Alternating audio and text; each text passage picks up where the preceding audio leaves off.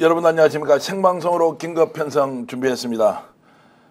어젯밤 저에게 명태균 씨의 부인 이모 씨가 직접 전화를 해왔습니다. 명태균 대표가 이렇게 일종의 예언처럼 얘기를 했습니다. 본인이 감옥 가면 한 달 뒤에 윤석열은 끝이 난다. 우인을 일치치고는 정말로 놀라운 일입니다. 자, 그리고 명태균은 한 달 뒤에 윤석열의 탄핵을 보았습니다. 본인은 또 이렇게 얘기했습니다. 비상계엄이 실제로 확정되어서 진행되었다면 윤석열로부터 총살 제1호를 본인이 당할 것이라고도 했습니다. 극도의 불안감에 휩싸이던 명태균 그리고 주변 가족들, 윤석열의 탄핵을 보면서 어떤 신경의 변화가 있는지, 지금 현재 명태균은 본인이 했던 잘못만큼 책임을 지고 있는 것인지, 아니면 정치권에서 완전히 버림받고 모든 것을 독박으로 덮어쓰고 있는지에 대해서 여러 가지 심경을 얘기했습니다. 오늘 오전까지 이런저런 통화를 하면서 과연 명태균은 어떤 선택을 할지 여러분들과 함께 얘기 나누어 보려고 합니다. 지금 이 시간입니다. 1시 반에 명태균 씨의 부인 이모 씨는 명태균과 창원교도소에서 가족 면회를 합니다. 10분 정도의 시간 동안 면회를 할 것입니다. 12시 30분부터는 노영희 변호사가 접견 신청을 했는데 접견이 됐는지 안 됐는지 확인은 되고 있지 않습니다. 또 17일에는 민주당의 박주민 의원이 접견을 신청해 놓고 있다는 소식도 여러분들께 처음으로 공개를 합니다. 명태균이 어떤 선택을 하느냐에 따라서 앞으로 윤석열 탄핵 국면에서 명의 숨겨놓던 그 황금폰과 또 바깥에서 지금 그대로 복제되어 있을 것으로 생각하는 그 많은 자료가 누구에게 제공될지 함께 여러분들과 추적하겠습니다. 지금 소나무당 송영길 대표 나오셨습니다. 어서 오십시오. 네, 안녕하십니까. 그리고 김정욱 정치학 박사 오셨습니다. 어서 오십시오. 네, 안녕하세요. 갑자기 이렇게 아침에 좀 불러서 죄송합니다. 점심 식사도 제대로 못하고 워낙 긴급한 상황이어서 직접 모셨는데요. 자, 명태균 황금폰이 일단 검찰로 넘어갔다고 합니다. 그러면 넘어갔다고 하는 것은 이 내용을 검찰이 선택적으로 공개할 것이 아니라 모든 내용을 공개해야 한다는데, 여기에 대해서 의문을 제기하는 사람도 많습니다. 어떻게 봐야 합니까? 절대 의문은 의심할 수밖에 없죠. 예. 저는 검찰이 기본적으로 특히 윤석열 체제 하에 지금 돼 있는 그 검찰, 창원지검장 정유미를 포함해서 지금 뭐 심은정 총장이나 모두가 나는 같은 공범들이다. 이게 범죄 이 윤석열, 김건희, 최은순 크리미널 패밀리를 다 지키고 보호하는 다 이 공범자들로 보기 때문에 이들이 과연 이제 명태균 씨와 윤석열, 김건희 씨와 통한 수많은 녹취록 황금폰을 가져갔다 그러는데 자기들한테 불리한 것, 검찰에 불리한 것, 이것을 과연 제대로 증거를 보존하겠는가? 하나를 왜곡시킬 거지 않을까라는 의심이 큽니다. 자, 지금 이제 명태균 씨는 자, 황금폰을 검찰에 제공을 했다고 하면서도 여전히 본인에게 조력할 수 있는 야당 쪽을 찾는 것 같습니다. 실제로 오늘 방송에 나오신 송영길 대표께도 구속 전에 연락을 한 적이 있고, 지금도 이제 보도가 됐지만 민주당의 박주민 의원에게도 연락을 해달라고 해서 통화를 했다. 이제 이런데, 자, 검찰을 믿지 못하기 때문에 조력자를 구하고 있다. 본인이 바깥에 보관하고 있는 지금 이 대량의 파일을 누군가에게 전달해 주겠다. 이렇게 우리가 추측할 수 있습니까? 뭐 제가 볼 때는 검찰도 믿을 수 없습니다만 명태균 씨도 신뢰하기는 어렵다. 네. 이유는 뭐냐면 말씀하신 것처럼 본인이 진실을 밝히려고 했다면 그 이전부터 가장 신뢰할 만한 공간을 줬어야 되는 건데, 그래서 본인이 가지고 있었고 본인의 유일한 변호인이라고 얘기했던 거 아니겠습니까? 근데 최종 순간에도 야당 의원이 자기와 찾아오라는 약속을 지키지 않았다는 이유만으로 검찰에 제출했다는 측면 하나고요. 또 하나는 검찰은 뭐 과거에 태블릿 PC 조작부터 시작을 해서 최근에 김성태 씨를 비롯한 진술 세미나, 그러니까 증언 조작, 그다음에 김진성 씨 증언 번복, 이런 걸 보면 검찰이 증거를 가지고 있으면 어떻게 변화될지 모른다는 사실들이 분명히 있기 때문에 저는 빠른 시일 내에 어떤 형태든지 특검이 빨리 통과가 돼서 특검이 이 정보들을 다 압수를 하고 그 내용들을 공개하는 게 맞다는 생각이 들고요. 그래서 뭐 지금 상황에서 명태균 씨가 그래도 마지막에 지금 휴대폰 3개, 그다음 USB 하나 정도를 제출했다고 얘기하고 있고, 그 내용을 그 남 변호사요, 법률 대리인을 통해서 조금씩 외부에 지금 흘리고 있는 상황이기 때문에 저는 빠른 시일 내에 검찰이 아닌 다른 수사기관 또는 특검에서 이 증언 자료를 확보하는 것이 되게 중요하다. 그 이전에 어떻게 조작될지 아니면 변동될지 또는 제가 볼 때는 일부는 임의로 삭제할 수도 있을지 저는 모르기 때문에 저는 빠른 시일 내에 증거 확보를 검찰이 아닌 다른 곳이 해야 된다고 생각합니다. 자, 명태균 대표와 가족들의 신경이 조금씩 바뀌었던 것, 결정적인 계기가 있었는데요. 노정면 의원이 국회 긴급 현안 질의에서 했던 말을 듣고는 명태균의 부인 이 씨와 그리고 이 씨의 어머니죠. 명태균 대표의 장모가 정말로 많이 울었다는 내용이 있는데요. 일단 노정면 의원이 국회에서 그 당시에 정치인들이 어떻게 명태균을 공격하고 사기꾼, 협잡꾼으로 몰았는지에 대해서 질타하는 장면이 있습니다. 그 내용 먼저 보시고 곧이어서 여기에 대해서 명태균 대표의 부인이 어떻게 이야기하는데 본인의 동의를 구한 상태에서 직접 육성으로 여러분들께 전해드리겠습니다. 노정면 의원의 국회 질타 장면 먼저 보시겠습니다. 명태균 씨 아내의 증언을 여기서 녹취로 틀 수 없어서 글로 보여드립니다. 지금 너무 속상해하시고 배신감을 느끼는 것은 여당 쪽에서 대통령실에서 명태균 씨를 사기꾼, 협작꾼으로 몰아가는 것, 같이 대선을 치러놓고 이런 부분입니다. 김종인 그 당시 위원장이었겠죠. 아침마다 전화를 하셨대요. 막 화가 나서 옆에서 울었다고 합니다. 홍준표 시장 비서관 보내서 명태균 씨 생일까지 챙겨줬어요. 아내가 신기하고 고맙고 반가워서 사진 찍어서 어머니께 보냈답니다. 이 어머니 어저께 압수수색 당했어요.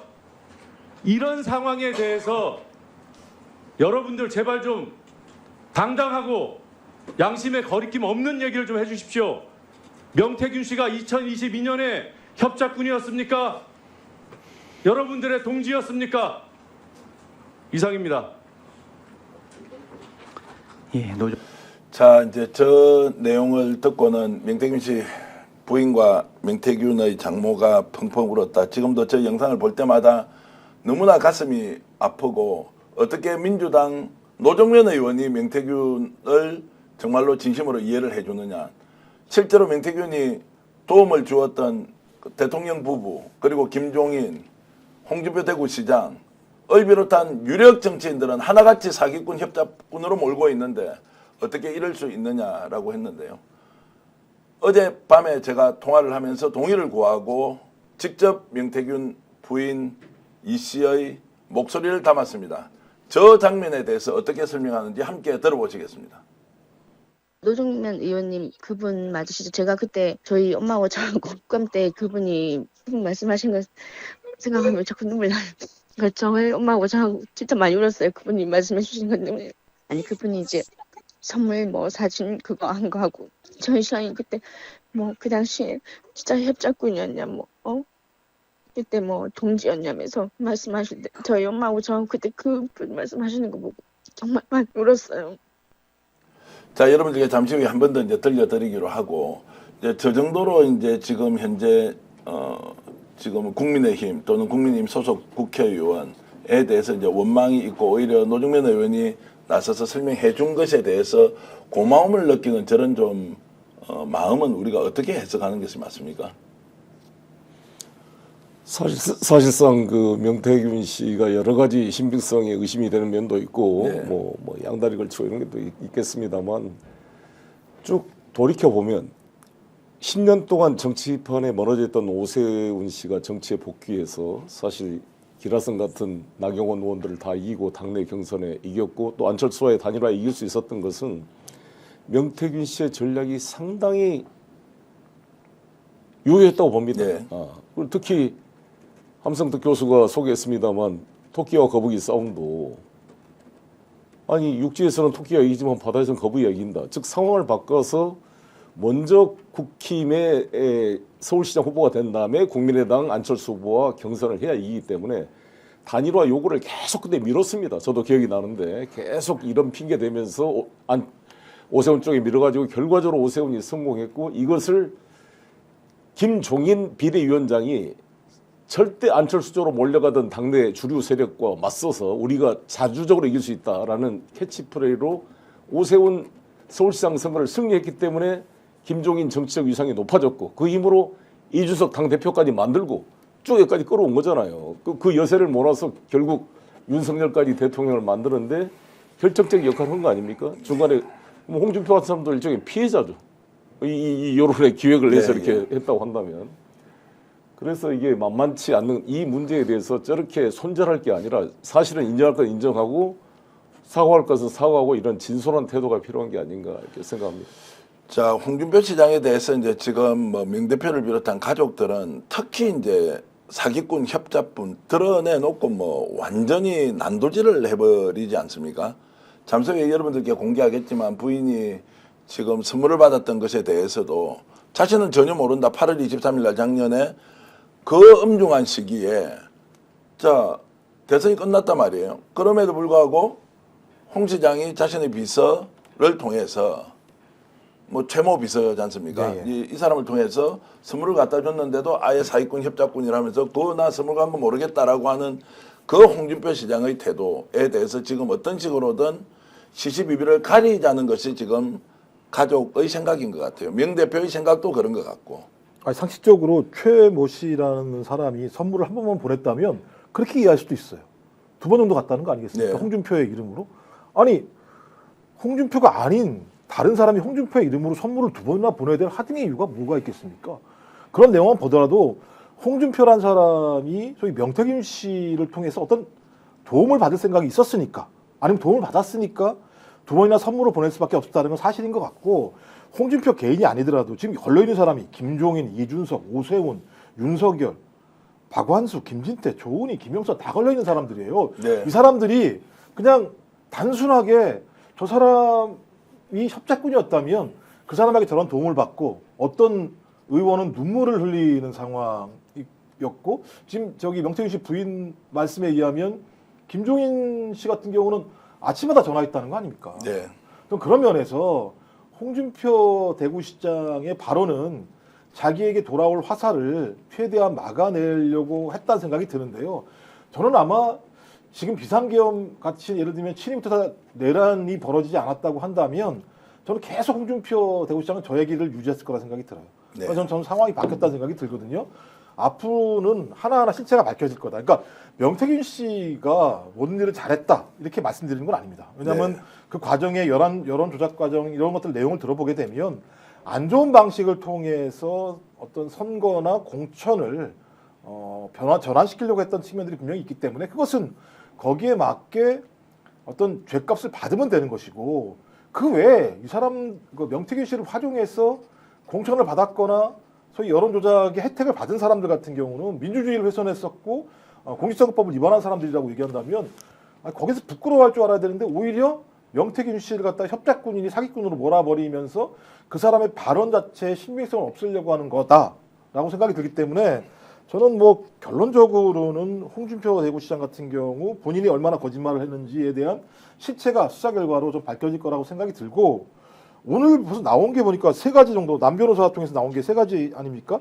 하나는 윤상현 씨한테 전화한 그러니까 윤석열이 윤상현 의원한테 전화한 내용에 대한 녹취 내용이 담겨져 있다라는 것이 네. 오늘 나온 것 하나이고 또 하나는 오세훈 서울시장도 명태균 씨가 2번 만났다. 그래서 아마 무고죄로 걸면 걸릴 것이다라고 얘기를 했었고 홍준표 대구시장에 대해서도 입 다물고 조용히 있으면 정치 생명 유지할 수 있을 것이니까 유지할 수 있으니 자꾸 나불거리면 끝장을 내겠다라고 명태균 씨가 남변호사를 통해서 얘기했다는 거니까 네. 저는 적어도 이 정도의 얘기를 하면 명태균 씨가 구체적인 정보와 증거를 가지고 있다라고 보는 것이 좀 타당하다는 생각이 들어요. 자, 명이 이제 입장을 바꾼 게 아니라 명이 이 생각을 하고 있었는데 일단 대통령 부부 윤석열이 이제 탄핵이 되고 나니까 이제 명도 본인이 시시비를 가려서 정말로 엄중하게 책임을 물어보겠다. 시시비를 가리자라고 이제 이렇게 선언한 것으로 봐야 되겠죠. 자, 그렇죠. 윤상현 지금 오세훈 그리고 구체적으로 대구시장 홍준표를 그대로 이제 지금 노출을 시켜버리고 있습니다. 그렇죠.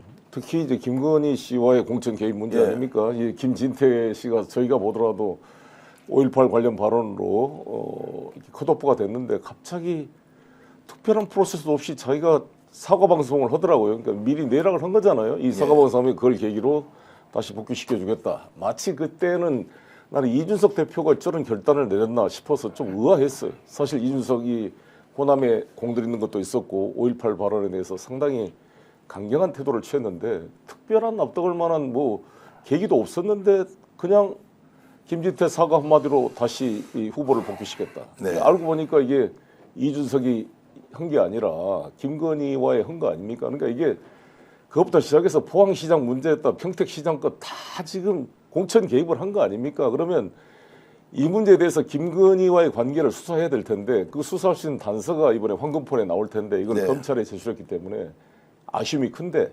명태균 씨가 별도 복사본을 반드시 놔뒀을 거라고 생각이 들고 이번에 이제 박주민 의원이 만나면 그런 이야기가 좀 될 수가 있겠죠. 그런데 아무튼 지금 명태균 씨는 검찰도 못 믿겠으니까 그래서 네. 특검을 해달라 이렇게 요청하고 있는 거 예. 아닙니까? 자, 그래서 이제 이게 싸움이 이제 진상규명을 뛰어넘어서 이제 책임의 시간이다. 그 당시에 이익을 받던 사람, 불법을 저질렀던 지금 고위직 선출직 국힘 단체장에 대해서도 직접적으로 이제 한번 따져보겠다라고 이제 나온 것으로 봐야 되고요. 그 과정에서 이제 송 대표님에 대해서도 직접 명태균이 연락을 했습니다. 송 대표님을 좀 만나게 해달라고. 그것도 구속 전이었고요. 그 뒤에는 지금 이제 나왔던 게 지금 박주민 의원이 17일 만날지 못 만날지 저는 잘 모르겠습니다. 오늘 노영희 변호사도 12시 30분에 접견 신청을 했는데 어저께 제가 부인을 통해서 확인한 거는 일단 오늘 안 만난다고 하는데 만났는지 여부에 대해서는 제가 확인을 좀 더 해야 하는데 이걸 저희들이 긴급 편성을 통해서 여러분들과 함께 생방송으로 이렇게 보내드리는 이유는 이제 국면이 윤석열 수사 탄핵 이후의 수사 그 수사의 주체가 누가 될지 이제 잠시 후에 얘기를 나누겠습니다만 그 트랙이 하나가 있고 그 다음에 명태균이 이제 가지고 있는 황금폰이 검찰에 제공이 됐는데 여기에 관련된 사람이 누구까지 있고 구체적으로 어떤 불법 사실이 있는지에 대해서 명태균은 폭로할 준비가 되어 있다. 그리고 이미 검찰에 이 폰이 제출이 되어 있는데도 민주당 쪽 또는 야권 인사 송영길 대표와도 접촉을 해보겠다라고 한 사실만으로도 뭔가 다른 쪽에 검찰을 믿지 못하기 때문에 제공할 의사가 있는 것 아니냐라고 해서 워낙 상황이 긴급하게 돌아가서 여러분들께 이제 이 내용을 말씀드리는 거고요. 자, 지금 이제 댓글로 많은 분들이 의견을 주시는데 원래 써먹다가 버리는 게 국힘의 전매 특가 아니냐 이런 말씀 주고 계시고 별이총총님은 이렇게 주셨습니다. 그리고 박주민 의원이 좀 더 잘해주면 좋겠다라고 아마 12일 날 접견을 할 수 있었는데 뭐 이런저런 사유로 접견이 안 된 부분에 대해서 이제 좀 말씀을 주시는 것 같고 노정민 의원이 정말로 잘 질문을 했다는 말씀도 지금 재미소님께서는 보내주고 계십니다. 여러분들 지금 생방송으로 보내드리고 있다는 사실 한 번 더 말씀을 드리고요. 그러면 홍준표 시장이 명태균 대표에게 2023년 8월 23일입니다. 생일날에 맞춰서 과일 선물을 보내줬는데요. 그 과일 선물을 받고 명태균 씨의 부인이 어떤 말을 했는지 직접 육성으로 여러분들께 공개하겠습니다.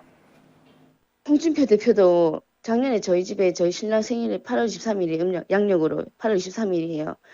작년에 저희가 가족들이 외식하고 있는데 비서진이 와가지고 선물 주고 집 앞에 와 있다더라고요.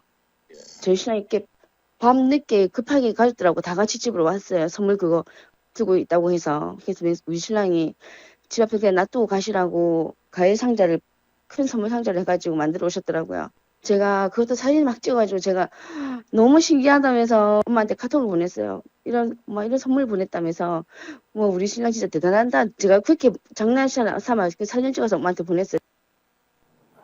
자, 이제 저 말씀을 하셨고 예전에 저희들이 공개할 때는 저걸 이제 그 약간 이제 목소리 변조를 했는데 오늘은 동의를 구하고 이제 처음으로 그대로 보냈습니다. 이제 홍 시장이 그 당시에 사기꾼, 협잡꾼, 정치권이 다 이제 명태균의 술수에 다 말려들어 있다 이제 이렇게 했단 말이죠. 근데 현재 홍준표 대구시장은 자신의 접견을 통해서 명태균과 이런저런 금전적인 부분도 굉장히 많이 걸린 걸로 지금 의혹을 받고 있는데도 왜 홍 시장은 저렇게 명태균에 대해서 공격을 할까? 본인 여론조사를 지금 뭐 수성을 대구시장 그 이전에 창녕 출마, 양산 출마까지도 다 민태균이 실질적으로 경영하고 있는 밀양공영에서 했단 말이죠. 왜 저 국면에서 홍은 끊임없이 명태균을 저렇게 공격을 하고 있을까? 좀 미스터리라는 생각이 많이 듭니다. 제 생각에는 그 최모 씨랑 또 다르게 돈을 줬다라는 사람 있지 않습니까? 여론조사 그것도 뭐 관련해서. 최용이라고 이야기합시다. 최용이 보좌관이라고 네, 뭐 또한 본인 사람, 그러니까 홍 시장의 이름을 제가 볼 때 얘기했으니까. 두 사람 정도인데 이 사람 입막음을 했다고 판단하는 것 같아요. 제가 네. 볼 때. 그러니까 이 입막음만 하면 다른 증거가 나오지 않을 거라고 판단했을 수도 있다는 생각이 드는데 제가 볼 때 그건 좀 멍청한 생각인 것 같아요. 아니 예를 들면 이 두 사람과 관련해서 만약에 검찰이든 아니면 특검이든 수사가 진행되게 되면 이 내용과 부합하지 않는 내용의 근거들이 나오면 이 두 사람이까지 입을 다물 수 있을 것인지 모르겠고, 그러니까 그것이 안 되니까 그때도 뭐라 그랬냐면 명태균과 엮어보려고 온갖 짓 다 하면서 아무것도 우리하고 연결된 것은 없을 겁니다. 샅샅이 조사해 보시기 바랍니다. 이렇게 얘기를 했어요. 자기는 아무런 문제가 없는 것처럼. 그리고 아까 말씀드렸던 뭐 선물도 최용이가 자기 마음대로 2번이나 보냈다고 얘기하고, 이 최용이라는 사람은 뭐라 그러냐? 정치바람 들어서 명태균과 어울러 다니다가 명태균 주선으로 김영선 의원 보좌관으로 들어갔다라고 얘기를 하고 있어요. 근데 전혀 사실이 아니잖아요. 자기가 다 썼던 사람이고, 아니 좋아요. 정치바람이 들어서 명태균 주선으로 김영선 의원 보좌관으로 들어갔다고 치자고요. 근데 왜 나중에 자기가 다시 대구시에다가 이 사람을 갖다가 데려다 들어와서 다시 자기가 일을 시킨 거 아니겠습니까? 전 이러한 정황들을 다 봤을 때에는 어떤 형태로든지 최용희 씨와 제가 또 다른 분 기억이 안 나는데 그 여론조사로 돈을 또 줬다는 분이 한 분 또 있지 않습니까? 예, 예, 박모 씨. 예, 이 두 사람에 대한 입막음이 됐다라고 좀 판단했던 네. 것 같아요. 그럼 그렇다고 하더라도 이 과정에 대해서 명태균 씨가 정확하게 내용들을 진술하게 되면 또 강희경 씨의 진술도 내용이 있는 거 아니겠습니까? 저 그렇다면 절대 이걸 숨길 수 없을 거라는 생각이 드는데, 뭐 제가 볼 때 이렇게 얘기하는 건 이걸 밝혔을 때 본인이 받을 타격은 엄청난 거 아니겠습니까? 그냥 대구시장을 그만둬야 되는 거 아니겠어요? 이 정도 상황이라면.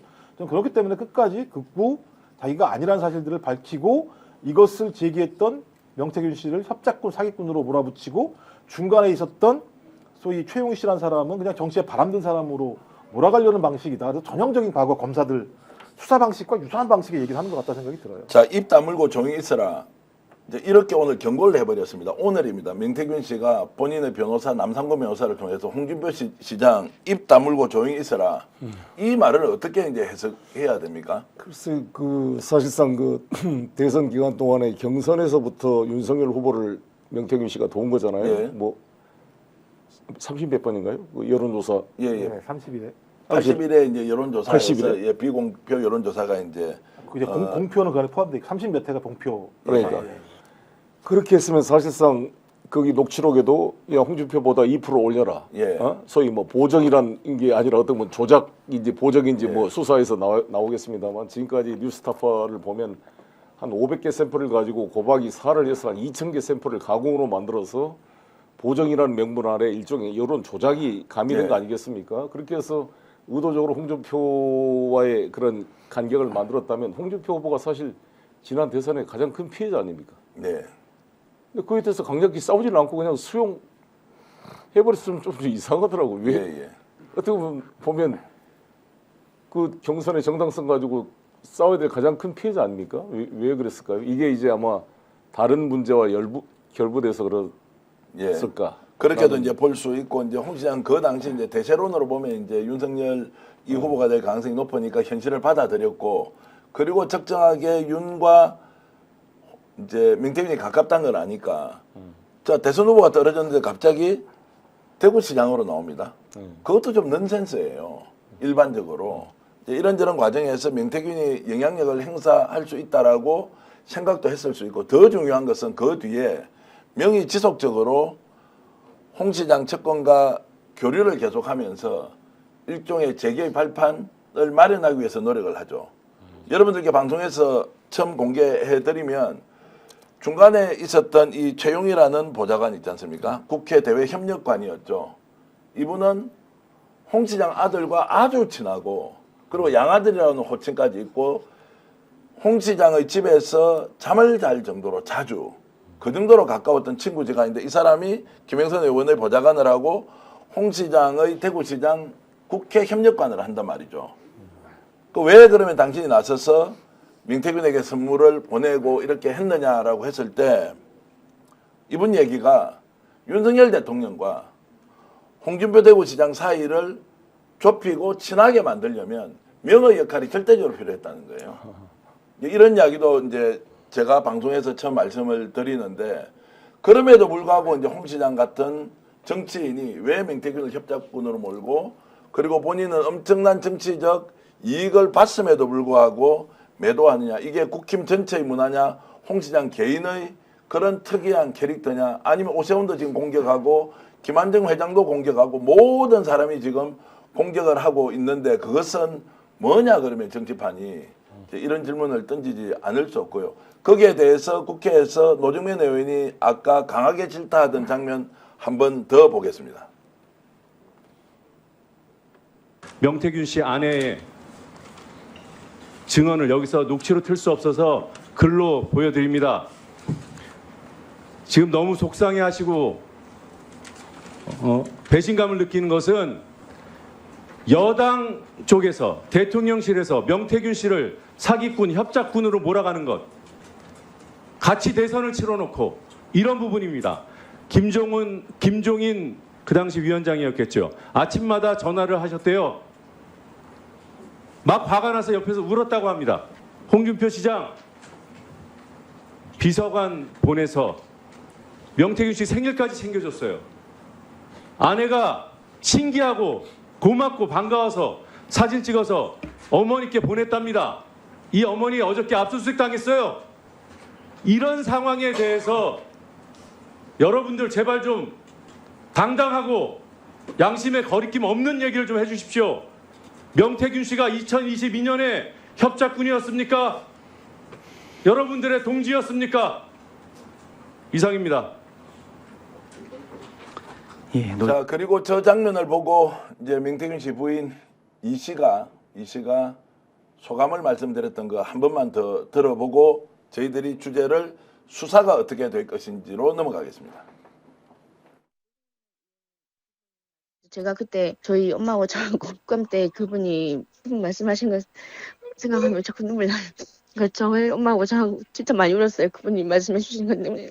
아니 그분이 이제 선물 뭐 사진 그거 한 거 하고 저희 신랑이 그때 뭐 그 당시에 진짜 협작꾼이었냐 그때 뭐 동지였냐면서 말씀하실 때 저희 엄마하고 저하고 그때 그분 말씀하시는 거 보고 정말 많이 울었어요.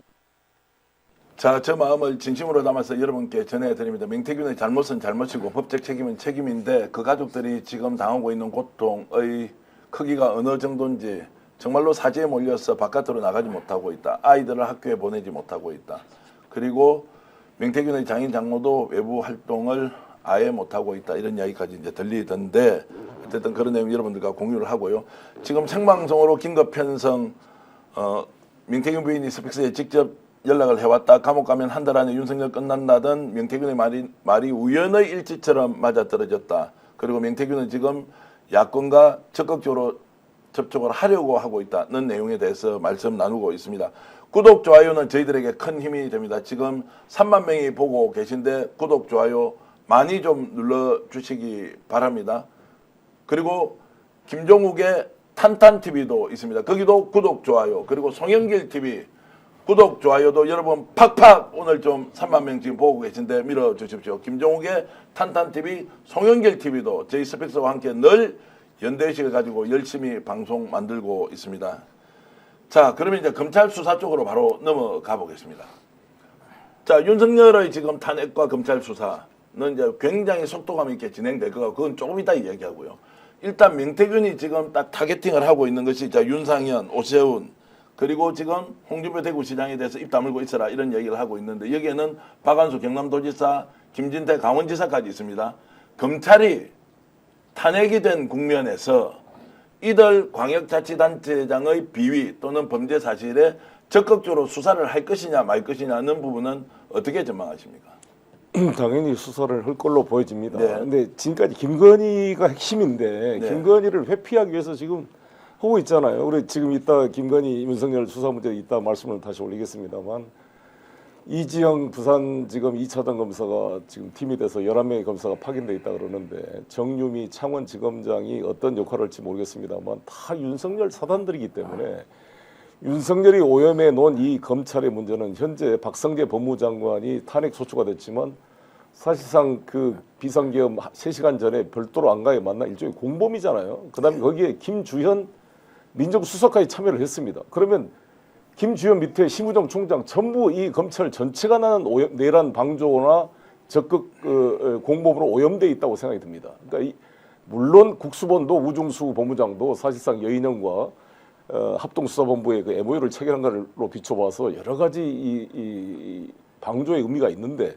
그래도 국수본은 법적으로 수사 권한을 가지고 있고 그 자신들의 경찰청장, 서울청장을 직접 체포까지 구속까지 해서 뭔가 읍참마속의 그런 기세를 가지고 있는데 이 지금 검찰은 박성재든지 김주현이든지 뭐 아무런 수사할 의미도 없고 지금 정작 자기들이 가지고 있는 김건희 사건 지금 도이치모터 주가 조작이 고검에 돼 있는데 안 하고 있단 말이에요. 출국 금지도 안 하고 있고 지금부터 그래서 저는 이 검찰은 사실상 윤석열 검찰은 범죄 조직이다. 저는 그렇게 규정하고 이 사건도 어영부영 하려고 그럴 텐데 지금은 김건희를 피하기 위해서 저는 오세훈이나 김진태나 이쪽에 수사를 할 거라고 봅니다. 더구나 네. 이제 윤석열도 탄핵돼 있는 상태에서 우리가 이창수 지검장과 조성원, 최재훈 3명의 검사를 탄핵시켜 놓은 만큼 이것도 특검에 안 들어갈 수가 없을 거고 이 수사를 잘못하면 그러니까 자기들이 이 직무유기나 여러 가지 걸리지 않기 위해서 저는 나름대로 발버둥을 칠 거라고 이렇게 생각이 듭니다. 자, 수사가 그러면 이제 윤석열 수사, 김건희 수사, 그리고 광역자치단체장으로 거론된 사람들에 대한 수사, 주도권 누가 가지며 어느 선까지 진행을 할 것이냐 궁금합니다. 일단 오늘 중앙일보에서 나온 보도가 좀 위태롭긴 합니다. 네. 왜냐하면 한덕수 그 직무대행이 소위 입법 법안에 대해서는 거부권을 행사할 수 있다는 얘기가 나오고 있고요. 내란 특검을 하겠으나 김건희 특검을 하지 않을 수 있다는 얘기가 흘러나오기 시작을 해요.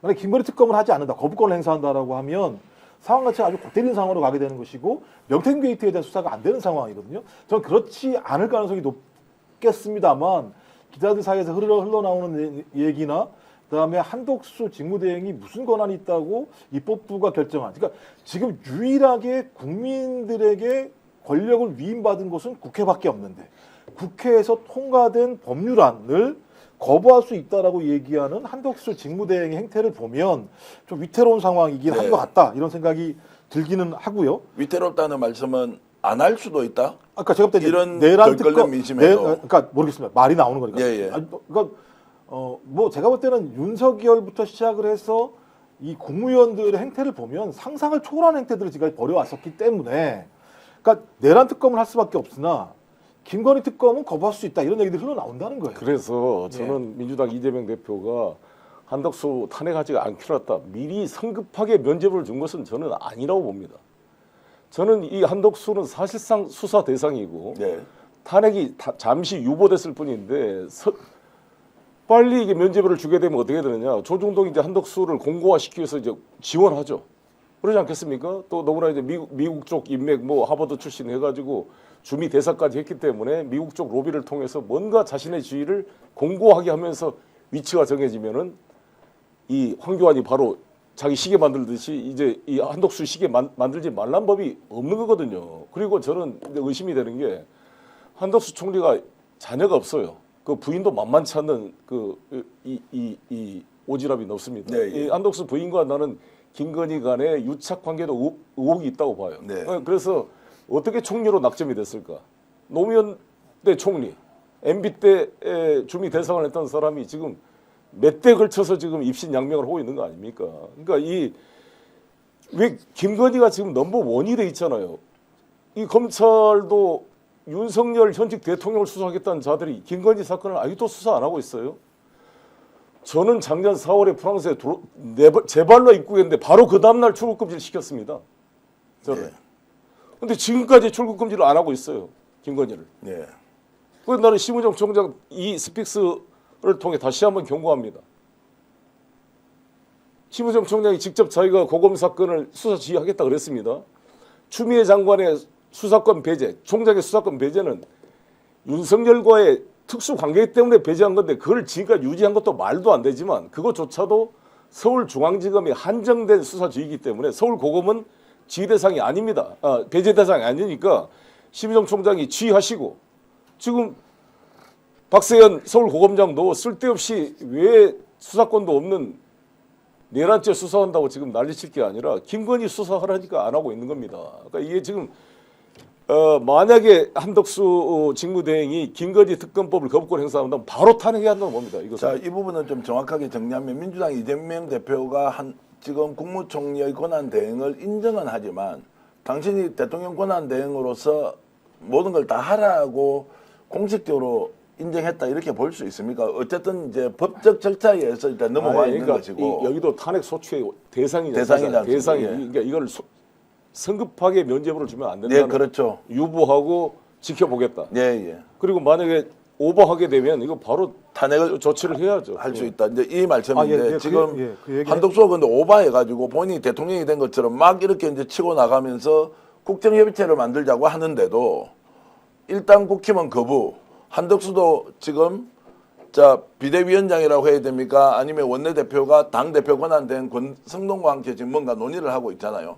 이 장면이 최악의 상황으로 갈 수 있다. 국민들이 다시 덜끓고 일어나서 탄핵은 탄핵인데 국정 전반에 대해서 저런 사람들이 맡아서 되느냐라는 질문을 던질 수밖에 없습니다. 그러니까 이재명 당대표가 한 얘기가 지금 상황 자체에 관련해서 혼란스러운 측면이 있으니 내란의 혐의를 가지고 있다고 하더라도 한덕수 총리를 이번에는 하겠다 이렇게 얘기를 하고 난 다음에 단 현상 유지만 해라.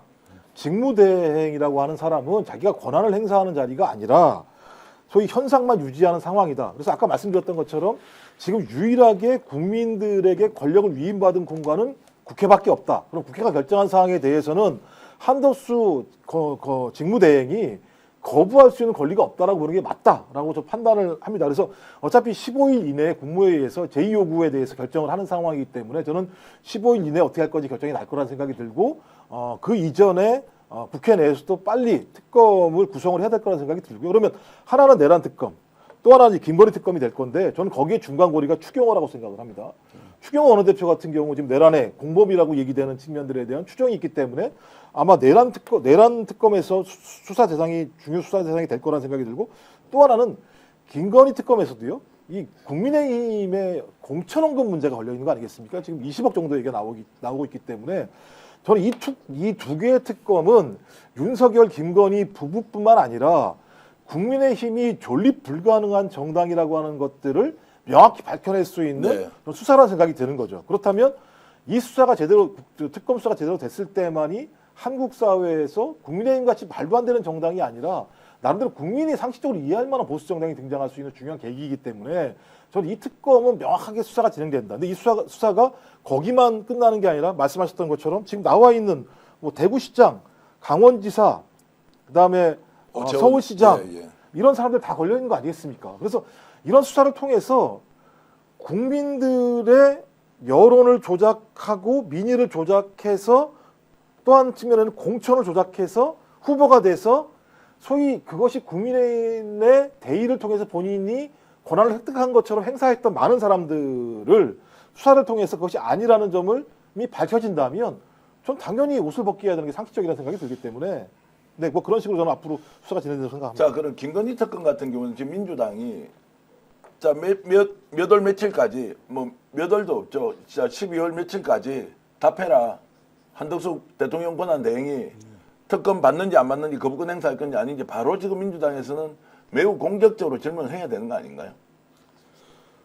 그렇죠. 그리고 사실상 이 제2요구권, 즉 권한대행이 거부권 행사할 수도 저는 없다고 보지만 네. 하더라도 제2요구권은 재적 국회의원의 3분의 2가 아니라 출석 국회의원의 3분의 2잖아요. 여기에 국힘이 또 들어와서 이 거부를 해버린다. 거부를 할 정도의 나는 동력이 있을까 싶어요. 네, 만약 예. 그렇게 되면 정말 거의 국힘은 거의 진짜 국힘 당사 저라도 가서 그냥 때려 엎을 것 같은 그 분노가 치솟았는데 쉽지 않을 거라 봅니다. 그리고 탄핵에 참가한 사람들이 몇 명만 이탈해줘도 3분의 2가 나와요. 출석 네. 의원의 3분의 2가 나올 수 있습니다. 아예 출석 안 해버리면 국힘이. 그래서 저는 김건희 특검법을 설령 한덕수 대행이 거부할 수가 없지만 거부한다면 한덕수 대행에 탄핵할 것이라는 경고를 보내고 보더라도 제2요구로는 의결될 수 있다고 보는데 저는 계속 김건희가 실제로 지금도 권력을 행사하고 있는 게 아닌가 네트워크를 통해서. 네, 예. 그래서 계속 김건희에 대한 출국 금지가 아직도 안 이루어진 거 보면 불안한 면이 있어요. 자, 김건희 출국 금지도 있고 지금 한덕수 국무총리의 부인과 굉장히 가까운 관계고 언니라고 직접 호칭을 할 정도로 친하다라고 소피아님 그 화가신 모양이네요, 부인이. 예, 그렇습니다. 친하게 지내면서 안팎으로 정말로 내란에 가담했을 수도 있다라고 소피아님은 의혹 제기를 하고 계시고요. 그 지금 자 특수연강 국민은 그 한동훈 날아가는 거 다 보였는데 정신 차리라 이렇게 해주셨습니다. 갑자기 한동훈 대표를 다른 이름으로 표현해서 제가 읽기가 좀 그래서 말씀드렸고요. 한독수 탄핵해야 한다 이렇게 싸그리 다 잡아서 전어야 한다 이제 이런 마음이 국민들의 일반적인 지금 뭐 심리 일태고요. 자 그러면 지금 특검은 받아들일 것이다라고 봐야 돼요. 특검을 만약 안 받아들이면 지금 한덕수 총리 같은 경우에는 받아들일 겁니다. 받아들이는데 이제 미정미정한 또 이유가 따로 있다고 봐야 됩니까? 아니 양쪽이 다 압력이 있겠죠. 다 압력이 있으니까. 아까 말씀드린 대로 김건희 씨와 자기 부인. 한덕수 부인과의 어떤 유착이 있을지 모르고 네. 그에 의해서 어떤 약점이 잡혔을지도 모르고. 근데 워낙 이 사람은 여기저기 이렇게 권력의 항배를 보는 사람이기 때문에 사실상 제가 뭐 어디가 말한 것은 아닙니다만 제가 당 대표 시절에 한덕수 씨를 여의도 어디서 만났습니다. 네, 예. 만나서 어찌됐든 우리 때 총리였고 또 주미 대사였지만 저하고도 친했고 한미 FTA 문제로 협력했기 때문에 이재명 후보를 좀 도와주시오. 예, 예. 내가 설득하느라고. 예. 근데 이제 아무튼 이분도 다 이재명 쪽도 윤석열 쪽도 양 다리를 걸치면서 예, 예. 저한테도 적당히 이야기하고 적당히 이야기하고 딱 몸을 싫지 않고 양쪽으로 이렇게 하는 게 느껴졌는데 결국 윤석열 되자마자 저는 그 부인 쪽이든 김건희 쪽에 로비를 해서 이게 됐다고 보고요. 지난번 MB가 됐을 때도 노무현 대통령 때 총리한 사람이 MB 때 등용되기 쉽지 않잖아요. 네. 그때 제가 알기로 모 목사, 이름은 제가 밝힐 수 없습니다만 모 목사님을 통해서 MB가 대형계 목사님들하고 소통이 잘 예, 되니까 로비를 해서 주미 대사가 됐습니다. 뭐 이번에 예. 예, 그렇습니다. 국무총리 될 때도 뭐 엄청나게 많은 이런저런 선을 달아서 했다는 것은 국힘 안팎에서는 이미 알고 있는 이야기고요. 현대까지 사유로 한덕수 탄핵 아니한다는 것이지요. 앞으로 탄핵 사유가 생기는 것까지 봐주면 민주당이 국민의 지지를 받겠습니까? 택도 없습니다. 지금까지는 어쩔 수 없이 어쨌든 권한 내놓고 갔으니까 민주당이 계속 공격적으로 해야 된다는 것이고요. 자, 지금 특검 반대하면은 한덕수 바로 날려야 한다는 의견도 지금 안다희 님이 주셨습니다. 그리고 국민의힘 정당 관계자들 명태균 표현에 있다면 그 책임을 면할 수 없을 것 같은데 이것도 제대로 따져봐야 한다. 이렇게 주셨고 송영길 대표님에 대해서 정말 역할 제대로 하실 기회가 왔다는 말씀도 주고 계신데요. 명태균과 관련된 이제 입건 그리고 대통령에 대한 수사 한덕수의 이제 여러 가지 지금 역할 이제 이런 것들이 동시다발적으로 막 생길 건데 일단 명의 문제를 가지고 오늘 얘기를 시작했으니까 자 검찰에서 지금 이제 가지고 있는 저 폰 그리고 명태균도 지금 민주당과 뭔가 접촉을 좀 하겠다 야당과 이런 생각 이러면은 이것이 전체적으로 이슈가 지금 탄핵 쪽으로 블랙홀로 빠져버리니까 제대로 좀 부각되지 않을 것이냐 아니면 이것도 충분히 명태균과 관련된 것들이 부각될 수도 있다. 자 여기에서 민주당은 그러면 야권은 어떤 지금 판단을 하고 명태균과 좀 협의를 해야 하는지 이런 조언을 좀 해주실 수 있겠습니까? 일단 이문정 검사 인터뷰를 들어보니까 이미 그 이 프로스의 검사들의 그런 그 반응도 다 손절하는 분위기고 손절하자는 저기 친윤 쪽 검사들부터 그러고 있다는 거 아닙니까? 그러니까 이게 참 제가 자주 드는 예로 화살 맞은 멧돼지를 이 승냥이와 이 하이에나가 서로 물어뜯고 차지하려고 지금 싸우는 꼴이라서 아마 이 사건을 계속 수사를 아마 세게 할 가능성이 있다고 봅니다. 네. 이 전리품을 획득하기 위해서. 그런데 저는 이제 관건이 김건희를 아직도 검찰이 이렇게 못하고 있는 이유는 두 가지라고 보는데 아직도 실세가 김건희가 권력을 쥐고 있다는 측면 하나 또 하나는 자기들이 이미 김건희한테 용어를 팔아먹고 무혐의 처분을 하고 황제 수사를 해서 검사로서의 임무를 배신했잖아요. 이 책임을 물어서 이창수, 조상원, 최재훈이가 지금 이 탄핵이 돼 있는데 이거를 자기들이 고검에서 박세현이 이제 항고 사건을 받아서 다시 수사에서 기소를 하게 되면 이 세 명의 자기 동료들 세 명의 탄핵이 사실상 옳았다는 것을 증명하는 것이 되고 스스로 자기가 했던 시무정부터 이걸 옹호했던 자신의 그 비겁한 이 불의에 굴복한 비겁한 그 모습들을 스스로 자백해야 되는 아픔이 있는 거죠. 그렇기 때문에 죽도 밥도 아니면서 이 쇼를 하려고 지금 윤석열을 먼저 체포해가지고 국민들한테 박수를 받고 이걸로 다시 한번 국민을 속이려는 네. 짓을 하고 있거든요. 여기에 절대 넘어가면 안 된다. 우리가. 자, 검찰에 절대 넘어가면 안 된다. 특검 당연히 가야 하고 김건희 특검 출발하고 내란 특검도 이제 가야 하는데 자, 이런 상황에서 어찌됐든 지금은 힘겨루기가 심각하게 이루어질 수밖에 없다. 이런 생각은 들고요. 자, 요 과정에서 명태균은 자신이 지금 가지고 있는 제출폰 말고 다른 자료가 분명히 있을 텐데 이것을 야당에게 이제 연결해 주려고 한다. 부인도 좀 나서는 분위기다. 그러면 명태균의 최종 선택은 야당과 일정하게 협의를 하면서 본인이 갖고 있는 이런 데이터를 제공을 해서 뭔가 본인도 좀 공익 제보의 위치로 좀 옮겨가고 또 실제적 진실도 아예 국민들에게 알려주자라는 쪽으로 갈 거는 같습니까? 뭐 제가 볼 때는 지금 만약에 명태균 씨 부인께서 이 방송을 보신다면 네. 저는 지금 상황에서 가장 현명한 사람들은 시민일 것이다. 국민일 것이다. 국민들은 내란 범죄 실체를 밝히는 것뿐만 아니라 명태균 씨 게이트와 관련된 국민의힘의 문제에 대해서도 사실을 밝히기를 원했을 거다. 그렇다면 저는 검찰은 신뢰할 수 없다.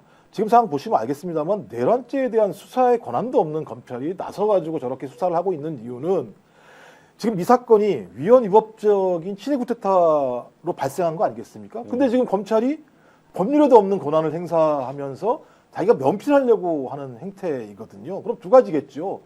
검찰이 생존하기 위해서 사냥개처럼 자기 주인을 물어뜯는 형태이거나 아니면 자기가 지금까지 해왔던 나쁜 짓들에 대한 증거들을 없애기 위한 것이거나 둘 중에 하나라는 생각이 들기 때문에 검찰을 신뢰하지 않았으면 좋겠다 이런 말씀을 드리고요. 그래서 저는 지금 남아있는 건 특검을 통해서 진실을 밝히는 것 하나하고 이 특검이 순항할 수 있도록 그리고 헌재가 현명한 판단할 수 있도록 시민사회가 사회적 압력을 가해야 된다고 생각을 합니다. 이 두 네. 가지만 믿으셔야지 네. 주변에 다른 얘기들 예를 들면 뭐 이럴 수 있다 저럴 수 있다 예를 들면 뭐 야당도 못 믿는다 저는 이런 말씀을 믿는 것은 오히려 명태균 씨에게 안 좋은 방향으로 갈 수밖에 없기 때문에 저는 이제는 야당이라고 생각하지 마시고 소위 정의를 쫓고 있는 시민사회의 전체적인 연대 세력이라고 생각하시고 거기에 증거 자료를 맡기시는 게 저는 가장 현명한 방법이라고 생각을 합니다. 지금 이제 정서적으로는 어떨 것 같습니까? 국민들이 이번에 이제 윤석열 탄핵을 외치면서 결국 국회 탄핵은 가결된 상태인데 명태균 게이트가 터지고 명태균이 지금까지 국정농단과 관련돼서 행했던 행위에 대해서 엄청나게 비판을 했지 않습니까?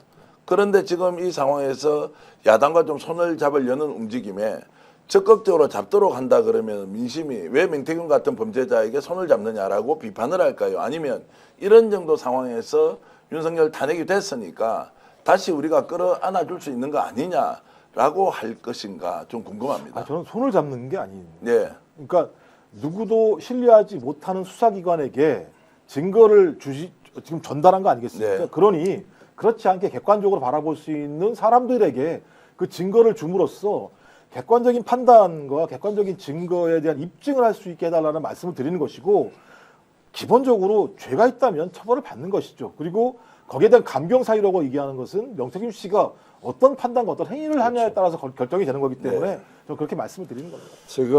제가 작년 4월 26일 파리에서 들어온 이후로 제가 책을 쓴 거 아시죠? 네. 제가 검찰 이 윤석열 범죄 정권에 대한 선전포고라는 책을 썼습니다.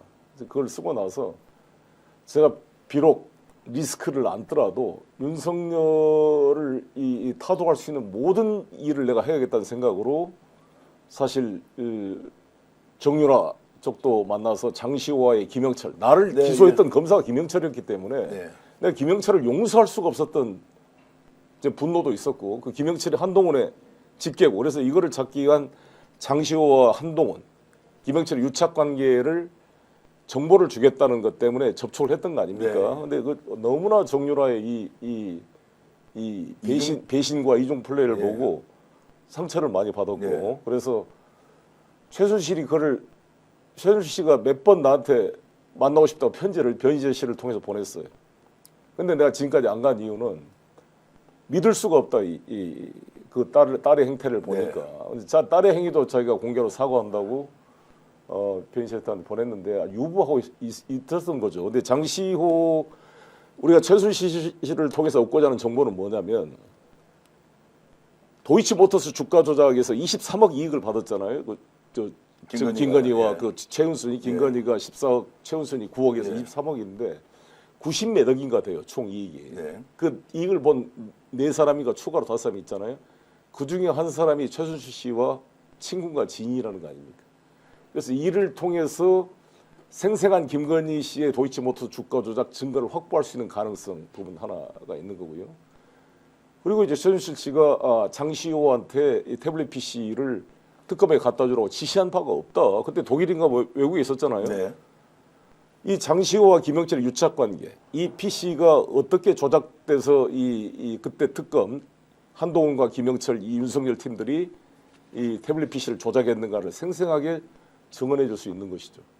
이런 것이 이 한동훈과 이 윤석열의 범죄 공동체를 이제 잡을 수 있는 그런 확보의 의미가 있습니다. 그래서 저는 아직 유보가 있는데 좀 더 진정성을 확인한 다음에 보려는 거고, 마찬가지로 명태균 씨 같은 경우도 그러면 이제 최순실 씨는 그쪽에서 우리한테 요구하는 게 뭐냐? 자기가 8년 지금 징역을 살았거든요. 네. 제가 듣기로는 최순실 씨가 쓴 편지를 보면은 박근혜 대통령에 대해서도 대단히 서운함을 표시하고 있습니다. 모든 걸 자기한테 떠넘기고 나는 몰랐다. 자기에 대한 배려가 하나도 없는 거잖아요. 다 지금 아마 박근혜 국정농단에 걸려서 모두가 풀려났습니다. 아예 그냥 다시 윤석열 밑으로 대통령실로 간 사람도 있잖아요. 그 김한수 걔는 아예 기소도 안 됐어요. 태블릿 PC 그거 제공해준 대가로 다 빠져나왔어요.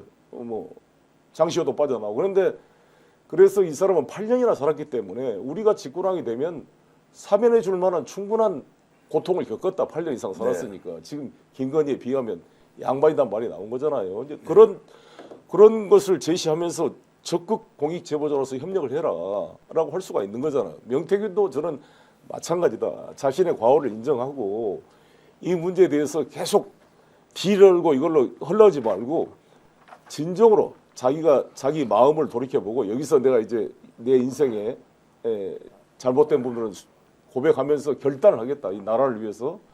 그런 폼에 쓴다면 제가 만날 용의가 있다고 이렇게 전했던 거 아닙니까? 그때 저한테 만나자고 했었는데 그게 이제 확인이 안 돼서 저는 접촉을 못했던 거고. 네. 자, 그 뒤에 이제 또 한 번 더 접견을 할 수 있느냐라는 것이 논의가 됐는데 일단 뭐 중단이 됐고요. 저는 오늘 이제 명태균 씨가 앞으로 어떻게 하는 것이 나라를 위해서 가장 도움이 되느냐. 찬반 양론 아까 질문 던지고 나니까 많은 분들이 무슨 내란죄가 더 큰데 명태균 뉴스가 지금 다시 떠오르는 것이 말이 되느냐. 이제 이런 부분도 있고 다 옳은 의견입니다. 다만 지금 상황이 명태균 주도로 뭔가 새로운 것을 폭로하고 검찰을 믿지 못하겠다는 움직임에 대해서 저희들이 포착하고 그런 상황들을 얘기를 하고 있다. 오히려 국힘 쪽에 있는 정치인들에 대해서는 불신과 배신감이 매우 크고 노정면 의원을 비롯한 민주당 의원에 대해서는 일부이긴 하지만 신뢰를 가지고 진실을 밝힐 수 있는 거 아니냐라는 생각까지 하고 있는 것, 큰 변화라고 봅니다. 그것이 어떤 결과로 이어질지는 바로 여러분들과 제가 또 많은 시청자 여러분들이 함께 지켜봐야 할 것입니다. 끝까지 지금 25,000명 시청을 해주고 계셨고 제일 많았을 때는 3만 명이 시청해 주셨는데 시온님 감사합니다. 시온님은 슈퍼챗을 보내주시면서 늘 송영길 대표 응원합니다 이런 말씀 주시는데 송 대표님도 더욱더 많은 활약을 할 수 있으리라고 생각하고 아마 법적인 문제도 올 안에 모든 것이 깔끔하게 끝이 날 것이다 라는 기대 여러분들과 함께 하겠습니다. 그리고 김종 박사님 이렇게 와주셔서 고맙고요. 끝까지 우리가 추적하면서 명의 게이트로 출발된 윤석열의 탄핵 그 과정에서 강혜경 공익제보자가 있고 김태열 공익제보자가 있고 또 신용한 공익제보자가 있습니다. 많은 분들이 공익제보를 하면서 정말로 스모킹건 역할을 했다는 거 잊지 마시고요. 어떤 것이든 단 하나의 정답만을 위해서 우리가 쫓아갈 수는 없다. 두루두루 상황을 살펴보면서 여러분들과 함께 끝까지 지켜보겠습니다. 한 번 더 부탁드리겠습니다. 서픽스를 위한 구독, 좋아요. 지금 현재 좋아요가 지금 제가 보니까 한 10,000명 정도 됐는데 지금도 한 20,000명 보고 계시니까 좋아요 눌러주시고요. 송영길 TV 꼭 구독 부탁드리고 많은 분들이 구독했다고 올려주셨습니다. 그리고 김종욱의 탄탄TV 여러분 우리와 함께 연대감을 가지고 정말로 공익적으로 열심히 하고 있는 김정욱 탄탄TV도 구독해 주십시오. 돈 드는 일 아니고 여러분들의 잠깐 성의로 더 좋은 채널 많이 만들 수 있다라고 말씀드리겠습니다. 그리고 제 오른쪽에 나가는 한우회식 대구 명소 경성한우, 대구에서 요즘 많이 찾아주고 계시고 저곳에 가보니까 저를 알아본 분들도 계셨습니다. 감사합니다. 전국에서 오고 계시고 회식도 이곳에서 많이 해 주시니까 정말로 지금 회식 그리고 가족 모임 이제 해도 된다, 탄핵시켰다, 그 뒤에는 더 두 눈 부릅뜨고 윤석열의 최후를 함께 목격하는 시간이 여전히 남아 있습니다. 더 좋은 대한민국을 만드는데 함께 해 주십시오. 스픽스 열심히 송영길TV, 김정욱 탄탄TV와 함께 달려가겠습니다. 시청해 주신 여러분 고맙습니다. 스픽스는 말하는 언론입니다. 대세는 유튜브, 그중에서 스픽스. 좋아요, 댓글, 구독, 알림 설정. 여러분이 저희를 사랑해 주시고 우리가 여러분을 사랑하는 4가지 방법입니다.